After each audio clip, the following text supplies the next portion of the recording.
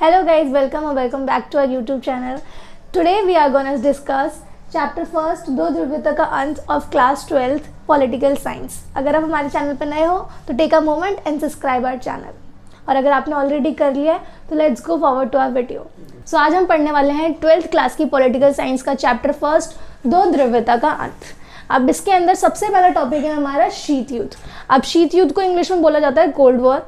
अब इसके बारे में पढ़ते हैं कि कोल्ड वॉर थी क्या, शीत युद्ध था क्या। सो बेसिकली हम इसको एक एग्जाम्पल से समझे तो दो लोग हैं जिनके बीच में युद्ध हुआ पर युद्ध नहीं हुआ।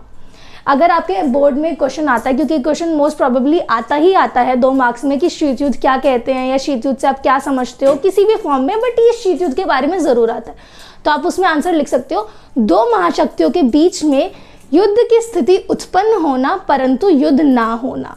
अब उसके बारे में हम समझते हैं वो 2 महाशक्तियाँ थी क्या। बेसिकली यूएसए और यूएसएसआर 2 चीज़ें हैं। अब उन दोनों के बीच में कॉन्फ्लिक्ट हो रहे हैं, कॉम्पिटिशन्स हो रहे हैं, बट लेजेंड वॉर नहीं हो रही है। वही हुआ था शीत युद्ध में जब हमारे वर्ल्ड वॉर हुई थी, सेकेंड वर्ल्ड वॉर। आपको इसमें थोड़ा सा टाइम के पीछे जाना पड़ेगा। सेकेंड वर्ल्ड वॉर के बाद जब 1945 में वर्ल्ड वॉर ख़त्म हुई थी, उसी के बाद ये शीत युद्ध हुआ था। क्योंकि कोई भी वॉर होती है उसके बाद ना कुछ कॉन्सिक्वेंसेस होते ही हैं, तो वैसे ही सेकेंड वर्ल्ड वॉर के बाद ये कोल्ड वॉर यानी कि शीत युद्ध हुआ था, जिससे हमारी पूरी विश्व राजनीति पे इम्पैक्ट पड़ा था। उसके बाद ही स्टार्ट हुआ था 45 में ये शीत युद्ध यूएसए और यूएसएसआर के बीच में।